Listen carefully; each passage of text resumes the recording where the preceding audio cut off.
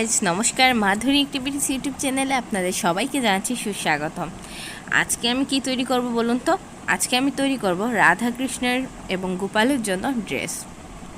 তো আপনারা হয়তো আমার অনেক আগে একটা 2022 সালে ভিডিওতে দেখেছেন, আমি রাধাকৃষ্ণের ড্রেস বানিয়েছিলাম এই কাপড় দিয়ে। তো এই কাপড়ের টুকরা আমার রয়ে গেছে, তো যেইটা এখন আমি 24 সালে বসে চিন্তা করছি যে আমি কাপড়ের টুকরাটাকে কিভাবে কাজে লাগাই। তো এখন বাচ্চা নিয়ে খুব সুন্দর করে রাধাকৃষ্ণের ড্রেস বানানো আমার পক্ষে আসলে সম্ভব না। কিভাবে সহজভাবে রাধাকৃষ্ণের ড্রেস বানানো যায় সেই চিন্তাটাই করছি, যে কোনো মতনে একটু সেলাই টিলাই দিয়ে ভগবানের জন্য একটা ড্রেস তৈরি করব।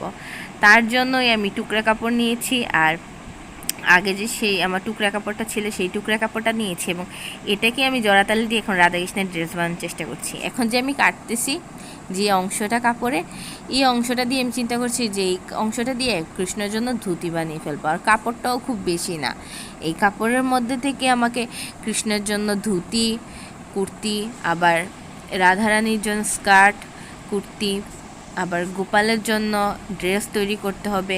তো কিভাবে তৈরি করব সেটাই মাথায় ঢুকতেছে না আমার, কিন্তু ড্রেসটা তৈরি করার জন্য চেষ্টা করছি যে কিভাবে ড্রেসটা তৈরি করলে একটু ভালো হবে, সহজের মধ্যে ভালো হবে। কারণ বাচ্চাকে নিয়ে তো টেলারি করাই যায় না।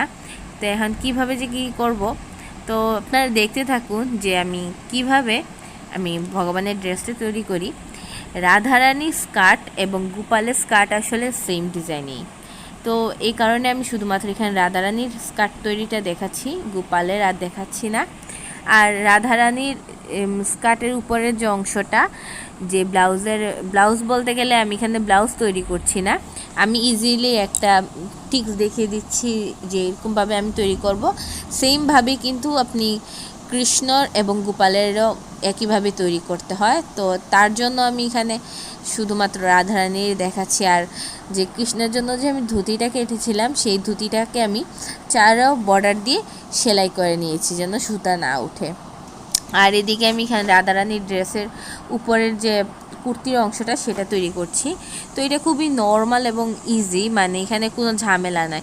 কীভাবে শর্টকাটে তৈরি করা যায় সেটাই আমি এখন শর্টকাটের মধ্যে কাপড়টাকে কেটে নিয়েছি, দুই ভাগে ভাঁজ করে কেটে নিয়েছি। আর এদিকে যে উপরের যে পিছলা কাপড়টা ছিল সেটাকেও কেটে নিয়েছি, এবং ওটার সাথে এটা জোড়া লাগিয়ে এখন তৈরি করে নিচ্ছি।